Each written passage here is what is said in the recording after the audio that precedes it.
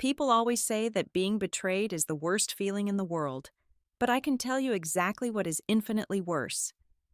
It is that precise moment when your best friend of over 10 years looks at you with eyes full of pity and vividly describes every single detail of your husband cheating on you with a blonde woman while being completely oblivious to the fact that the scandalous woman in her fabricated story was actually me. Hello, dear listeners, and welcome back to Violet Revenge Stories. Unfortunately, our channel was recently demonetized by YouTube, which means we no longer have a reliable budget to keep our operations running smoothly. If you find yourself captivated by today's story and wish to support our team, we would be incredibly grateful for a contribution of just $1. That single dollar helps us pay our dedicated staff, allowing them to cover their living expenses while continuing to create the high-quality revenge stories you love.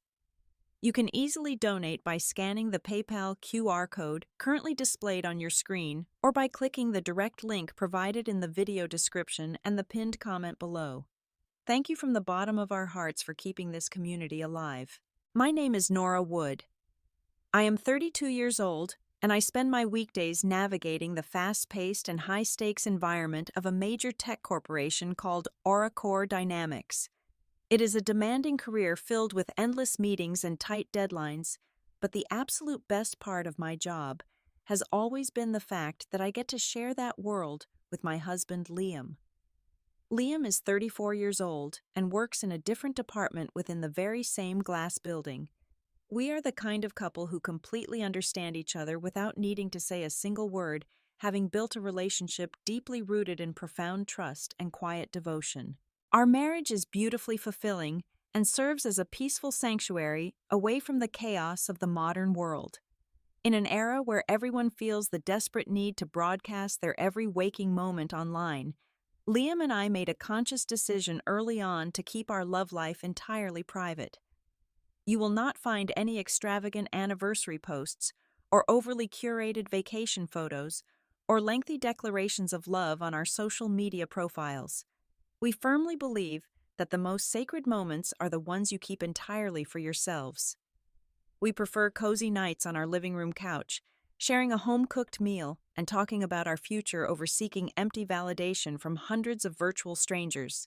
This quiet and unassuming lifestyle stood in stark contrast to the world inhabited by my best friend of over 10 years, Chloe. Chloe and I had been practically inseparable since our early college days, but as we grew older, we could not have been more different. She was the absolute embodiment of flawless aesthetics and relentless ambition. Everything about Chloe, from her impeccably styled hair to her high-end designer wardrobe, was carefully crafted to project an image of absolute perfection to the outside world. Lately, her entire existence had been consumed by the meticulous planning of her upcoming wedding to her fiancé, Julian. She was entirely obsessed with ensuring every floral arrangement and every catering menu and every guest list detail was nothing short of a cinematic masterpiece. Because Chloe was usually so wrapped up in cake tastings and bridal dress fittings, I was genuinely surprised when she called me on a random dreary afternoon. Her voice lacked its usual bright and commanding tone. Instead, she sounded breathless and frantic and incredibly serious. She insisted that we needed to meet immediately while outright refusing to tell me what was wrong over the phone. Even more uncharacteristically, she chose a small, dimly lit and completely empty coffee shop located way out in the quiet suburbs of Denver, far away from our usual bustling downtown lunch spots. When I walked through the heavy wooden door of the cafe, the small brass bell above chimed softly, echoing in the hollow space. I quickly spotted Chloe sitting alone in a dark corner booth. Her posture was remarkably rigid, and her face looked pale and drawn. The moment I slid into the vinyl booth across from her, she lunged forward across the small table. She grabbed both of my hands with hers, and her cold fingers gripped mine so tightly that her knuckles turned stark white. Her eyes were wide open and brimming with unshed tears that looked far too practiced to be completely genuine. The air between us grew heavy and suffocating as she took a deep, shuddering breath. "Nora," she began, her voice cracking perfectly on the second syllable. "I am so sorry. I truly did not want to be the one to break your heart, but you absolutely have to know the truth. I cannot sit back and let you live a lie anymore. I sat completely still and stared at her while my heart did a strange slow flutter in my chest as I waited for the devastating news she seemed so terribly eager to deliver. It is about Liam, Chloe choked out as a single dramatic tear finally escaped and rolled slowly down her perfectly powdered cheek. I saw him. I saw your husband with another woman. I was at the Silver Pines Hotel last Saturday afternoon for a vendor meeting and he was there, Nora. He was intimately cuddling a beautiful blonde woman right there in the main lobby. They looked incredibly close and deeply in love. I am so sorry. For several agonizingly long seconds, I sat completely frozen in the dimly lit booth. The heavy silence of the empty cafe pressed against my eardrums as Chloe ran her thumb over my knuckles. Silver Pines Hotel. Last Saturday afternoon. A beautiful blonde woman. A hysterical laugh clawed at the back of my throat, threatening to break through my carefully composed expression. The sheer absurdity of the situation hit me with the force of a runaway freight train, because the highly scandalous and incredibly seductive blonde woman who was intimately wrapped around my husband in the lavish lobby of the Silver Pines Hotel was none other than me. My mind instantly flashed back to that exact weekend. Liam and I had decided to do something completely out of the ordinary to celebrate the successful launch of a major project at Oracore Dynamics. I had gone to a private boutique downtown and purchased a remarkably expensive platinum blonde wig, along with a daring sheer red dress that was entirely outside of my usual conservative wardrobe. We had planned a deeply intimate and thrilling getaway, playing the roles of two strangers meeting at a fancy hotel bar for a forbidden afternoon rendezvous. I remembered the exact moment Liam pulled me close in that lobby, his eyes dancing with amusement and adoration as we fully committed to our little theatrical performance. It was a beautiful and entirely private memory meant exclusively for the two of us to cherish. Instead of slamming my hands on the table and immediately exposing the ridiculous truth, I took a deep breath. A dark and fascinating curiosity began to bloom in the pit of my stomach. If Chloe was truly my loyal best friend, she would have approached this situation with absolute caution and perhaps a sliver of doubt. She would have taken a blurry photo from a distance or gently asked me if we were trying out a bold new look. But she did not do any of those things. She came here with a perfectly rehearsed script designed to inflict maximum emotional damage. I wanted to see exactly how far she was willing to take this theatrical production. I wanted to map the exact depth of her deception. So I made a conscious choice to swallow my laughter and lean completely into the role of the devastated wife. I forced my breathing to become shallow and ragged. I let my shoulders slump forward, mirroring the posture of a woman whose entire universe had just violently collapsed. I blinked rapidly, willing the moisture in my eyes to pool and spill over my bottom lashes. "Chloe," I whispered, allowing my voice to tremble and crack with manufactured agony. "Are you absolutely sure it was him? Please tell me you might be mistaken. Please tell me it was just someone who looked exactly like Liam." I reached across the table and loosely gripped her hands, letting 2 hot tears fall onto her perfectly manicured fingers. I needed her to believe that I was completely shattered so she would feel confident enough to keep digging her own grave. Chloe quickly squeezed my hands back, her eyes shining with a sickening mixture of fake sympathy and undeniable triumph. She had completely fallen for the trap. "I am so deeply sorry, Nora," she murmured softly, gently rubbing the back of my hand. "I wish I were wrong. I really do." But I was standing only 10 feet away from them near the large decorative fountain. I had a perfectly clear view of his face. I let out a pathetic sob and buried my face in my hands, peering at her through the narrow gaps between my fingers. "What else did you see?" I pleaded desperately. "Did they say anything? Please, Chloe, I need to know everything. Do not hide a single detail from me, no matter how much it hurts." Encouraged by my apparent emotional destruction, Chloe eagerly leaned closer across the small table. The floodgates of her dark imagination swung wide open, and she began weaving a tapestry of vicious lies that had absolutely no basis in reality. "I did not want to tell you this part," she whispered, leaning in conspiratorially. But I could hear their conversation clearly. He was holding her waist so tightly and whispering right into her ear. He told her that he was incredibly suffocated in his marriage. He said you were terribly boring and lacked any real passion. He actually told this blonde stranger that being with you felt like a tedious chore and that she was the only reason he had not filed for divorce yet. A profound and freezing chill washed over my entire body, settling deep into my very bones.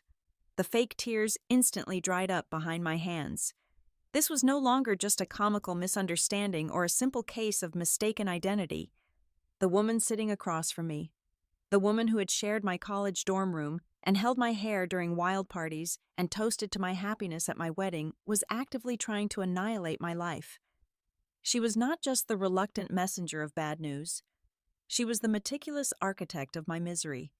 She was intentionally inventing cruel and devastating dialogue meant to destroy my self-esteem and shatter my profound trust in the man I loved. My best friend was looking me directly in the eyes and attempting to execute a flawless emotional murder. The sheer malice radiating from her flawlessly contoured face was terrifying to witness. I realized in that defining second that the Chloe I thought I knew did not exist at all. In her place sat a venomous snake, and I was fully prepared to cut off its head. The drive back to our house was a blur of calculated silence. I did not shed a single tear. The manufactured despair I had displayed in that dimly lit cafe evaporated the second I started my car engine. When Liam walked through our front door at 6:30 that evening, he found me sitting perfectly still at the kitchen island, nursing a glass of ice water. He took one look at my face and instantly knew something monumental had shifted in our universe. I asked him to sit down. Without raising my voice, I recounted the entire bizarre theatrical performance I had just endured. I watched his handsome face cycle through a fascinating spectrum of human emotions. At first, there was pure confusion as his eyebrows knitted together in trying to understand the narrative. That quickly morphed into a hard, rigid anger when he realized my oldest friend was actively attempting to sabotage our marriage.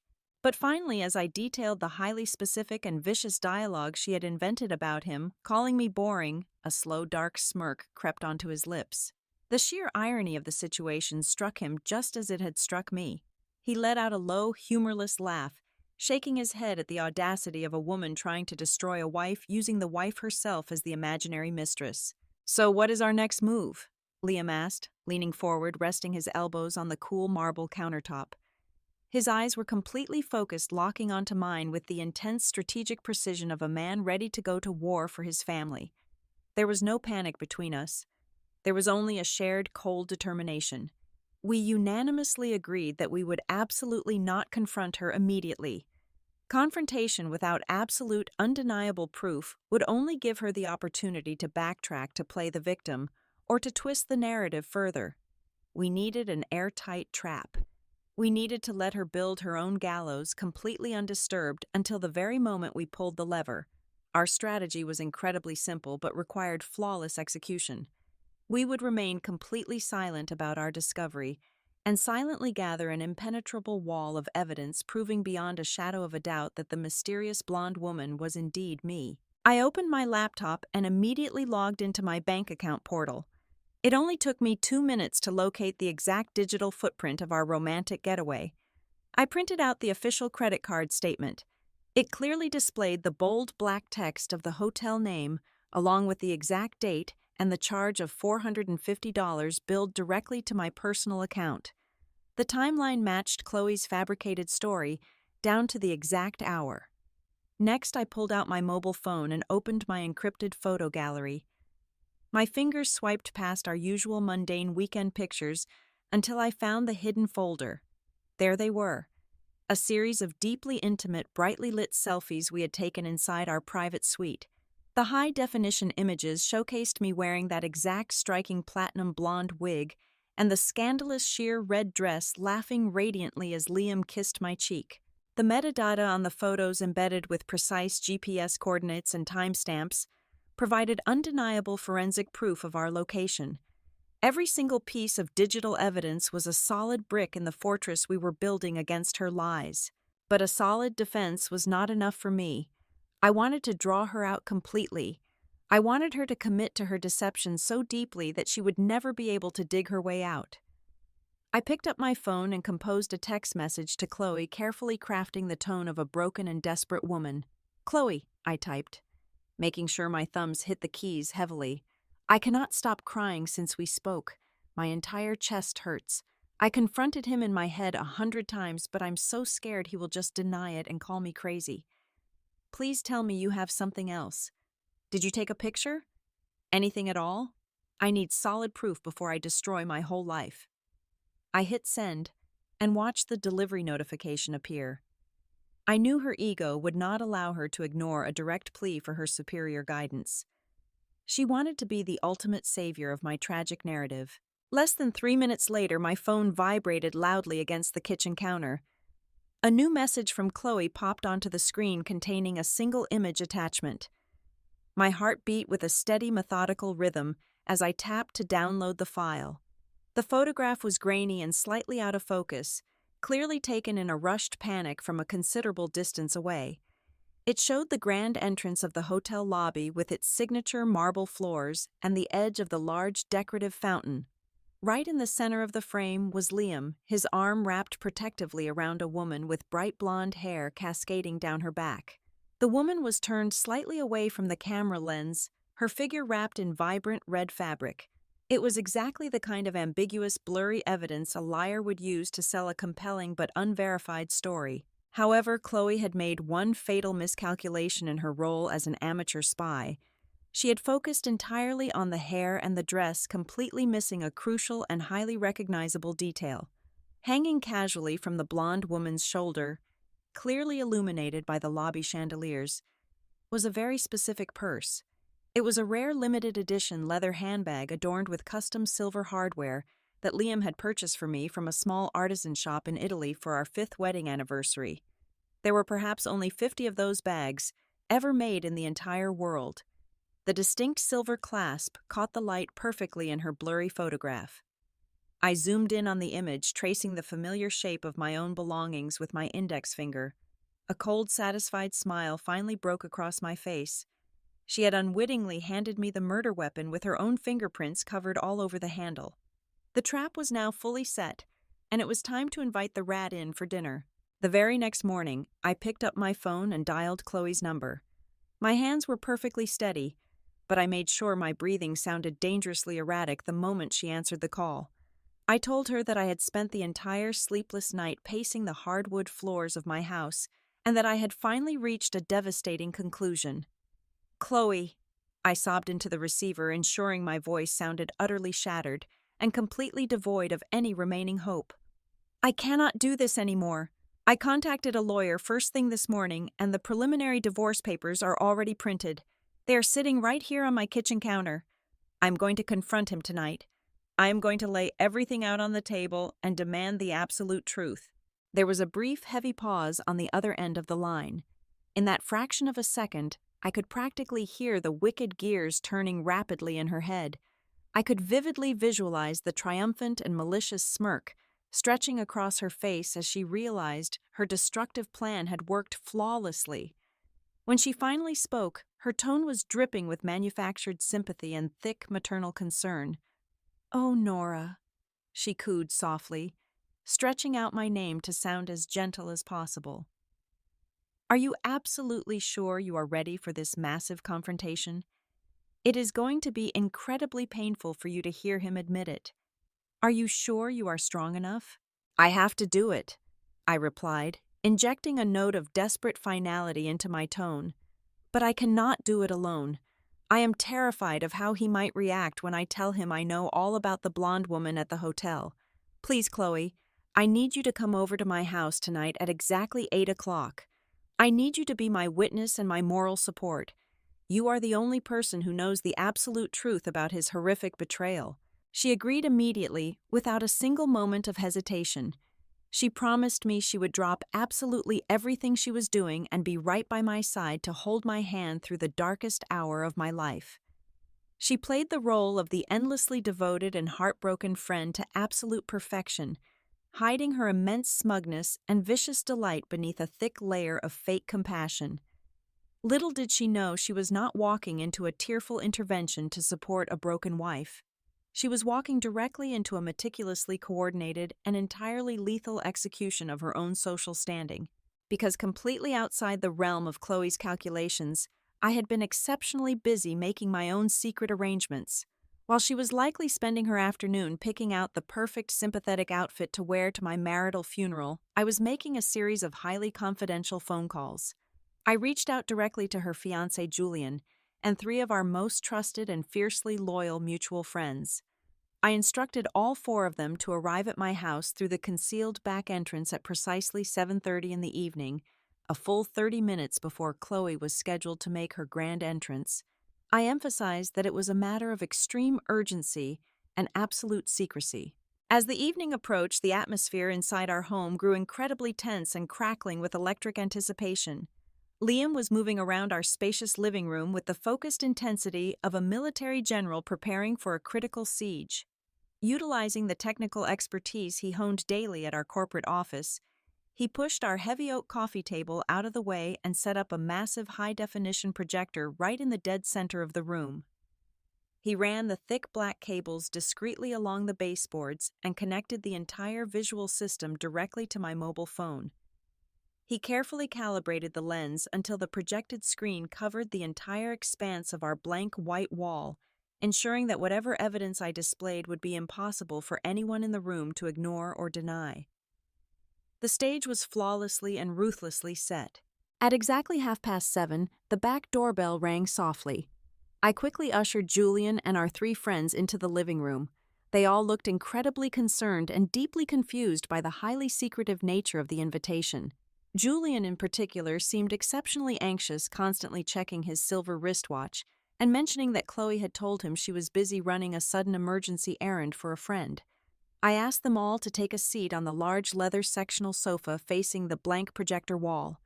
The air in the room was thick and heavy, suffocatingly quiet, as they waited nervously for me to explain why they had been summoned so urgently. I stood before them with a calm and terrifyingly stoic expression, deliberately holding back the full explosive truth. I told them a very carefully constructed half-truth to set the emotional baseline. I explained that in exactly 30 minutes Chloe would be arriving at my front door. I told them that she believed she was coming here to expose a massive and devastating secret regarding a deep betrayal of trust. I looked directly into Julian's eyes when I said that her upcoming revelation would permanently alter the foundation of every single relationship in this room. I warned them that the situation was going to be incredibly uncomfortable and intensely shocking, but I begged them to remain completely silent and hidden in the deep shadows of the living room until the perfect moment presented itself.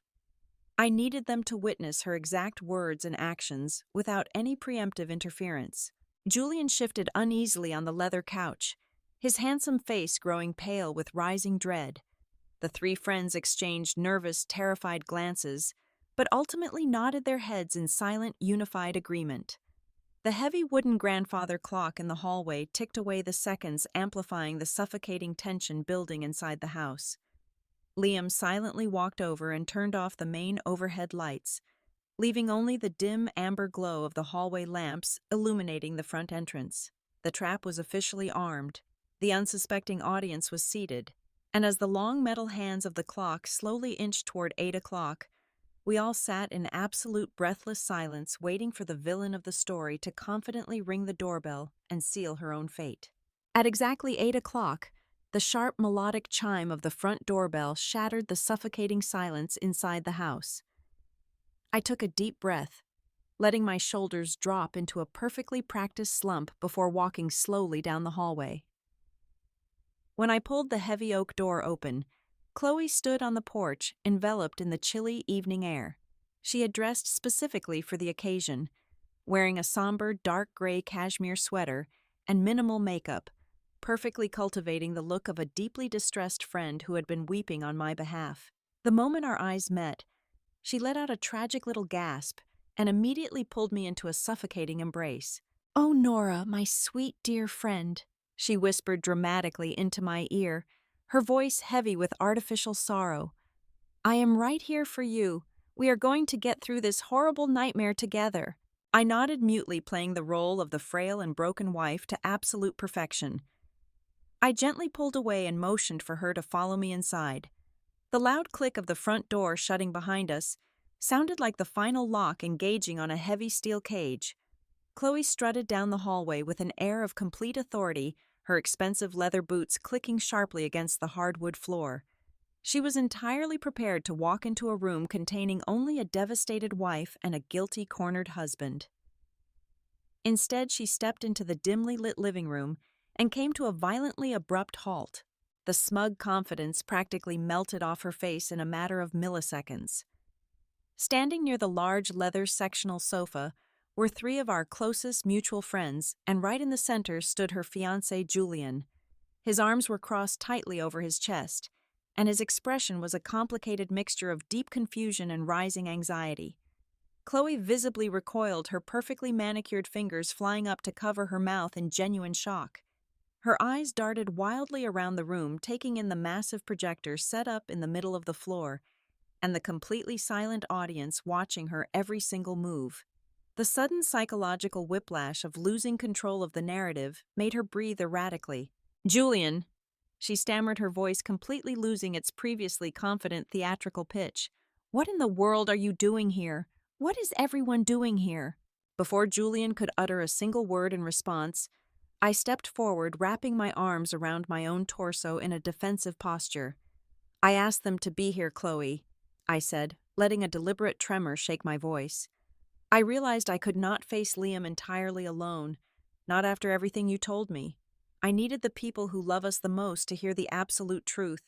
I need you to be my brave witness and tell everyone exactly what you saw him do." Chloe swallowed hard, her throat bobbing nervously. For a brief second, I could see the intense calculation behind her eyes. She was weighing the immense risk of lying in front of a crowd against the irresistible temptation of being the center of attention and the ultimate hero of the evening. Her massive ego, as I had correctly predicted, won the internal battle. She straightened her posture subtly, adjusting her dark sweater, and adopted a mask of righteous indignation. If she was going to perform, she was going to give them an unforgettable show.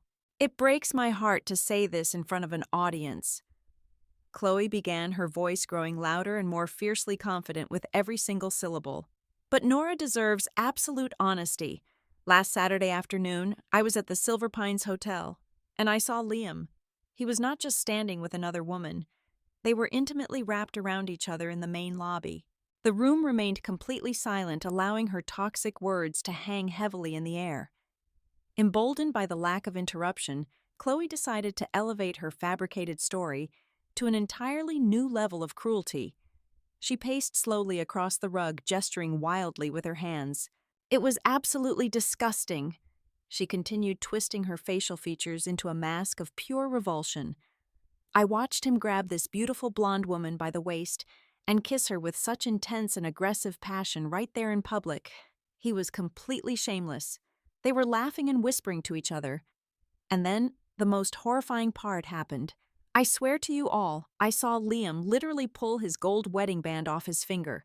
He looked at the blonde woman, laughed mockingly, and tossed his sacred wedding ring directly into a metal trash can near the decorative fountain. He completely threw away his marriage like it was absolute garbage." I risked a quick glance over at the armchair in the corner of the room. Liam was sitting casually with his long legs crossed at the ankles, resting his chin on his steepled fingers. He did not look angry. He did not look defensive. Instead, a faint, incredibly icy smile was playing at the corners of his mouth. He was watching Chloe perform with the quiet, detached amusement of a scientist observing a highly predictable insect in a glass jar. His absolute silence in the face of such monstrous accusations only made Chloe push harder, desperately wanting a reaction. "He is a monster, Nora," she declared, pointing a trembling, accusatory finger in Liam's direction. "He does not deserve your tears. I have the absolute proof right here." Chloe reached into her expensive designer handbag and pulled out her mobile phone. She looked at the large projector sitting on the coffee table, and a wicked, victorious gleam flashed in her eyes. She genuinely believed this was her grand finishing move.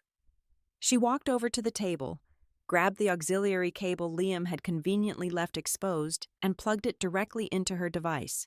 I took a photograph from a distance before I ran out of the hotel crying, she announced to the room, her voice echoing with hollow sympathy. I am so sorry you all have to see this. She tapped the screen of her phone, and instantly the massive blank wall of our living room lit up. The blurry, grainy image of Liam holding the blonde woman in the red dress was projected larger than life, illuminating the shocked faces of our friends. Chloe stood proudly next to the projected image, crossing her arms like a victorious prosecutor who had just delivered the final piece of evidence to a captivated jury. But the reaction she received was not the unified gasp of horror she had anticipated. Instead, the tension in the room shifted from shock to a strange, heavy confusion. Julian took 2 large steps forward, completely ignoring the screen and staring directly into Chloe's face. The deep confusion in his eyes was rapidly hardening into genuine suspicion. Wait a minute, Chloe. Julian said, his voice low and dangerously tight. You are standing there telling us you witnessed this absolute tragedy last Saturday. You saw my best friend's husband commit this horrible act and throw his wedding ring in the garbage days ago? We live in the exact same house. We sleep in the exact same bed. We had dinner together every single night this week. Why did you completely hide this massive secret from me? Why would you meticulously plan a secret ambush today instead of talking to your own fiancé the very minute it happened? The triumphant smile on Chloe's face vanished instantly, replaced by a look of sheer, unadulterated panic. Her mouth opened and closed several times, but absolutely no sound came out. She had been so incredibly focused on destroying my marriage that she had completely forgotten to factor her own partner into the elaborate web of lies. The brilliant spotlight she had demanded was suddenly burning her alive, and the grand theatrical performance was rapidly spiraling completely out of her control. As Julian's intense questions hung heavily in the air, and Chloe desperately searched for a believable excuse, I knew the perfect moment had finally arrived. I completely dropped the fragile, terrified posture I had been holding all evening. Without saying a single word to anyone in the room, I turned around and calmly walked straight down the hallway into the master bedroom. The heavy oak door clicked shut behind me. I moved with swift and absolute precision. I pulled off my comfortable clothes and quickly slipped the daring sheer red dress over my head. I reached into the back of the closet and pulled the striking platinum blonde wig perfectly into place, adjusting the synthetic strands so they cascaded down my back exactly as they did last Saturday afternoon. Finally, I grabbed the rare custom silver hardware handbag from the top shelf. When I opened the bedroom door and stepped back into the living room, the sharp clicking of my heels against the hardwood floor caused every head to snap violently in my direction. The sudden gasp that echoed through the room was deafening. I walked directly over to the oak coffee table and forcefully threw the limited edition leather handbag onto the polished wood. It landed with a loud, definitive thud right beneath the massive blurry image still glaring from the projector. Look very closely at that photograph on the wall, Chloe, I commanded, my voice echoing with a cold and lethal authority. And then look exactly at me. Notice the dress, notice the hair, and most importantly, take a very good look at the rare Italian purse you completely failed to recognize. Chloe took 2 stumbling steps backward. All the color instantly drained from her perfectly powdered face, leaving her looking like a terrified ghost. Her mouth opened and closed repeatedly, but her vocal cords completely failed her. She looked at the giant projection, and then back at me, her eyes wide with sheer, unadulterated terror as the massive weight of her own trap slammed entirely shut upon her. Liam did not waste another second. He stood up from his armchair, walked over to the coffee table, and calmly unplugged Chloe's phone. He immediately connected his own device.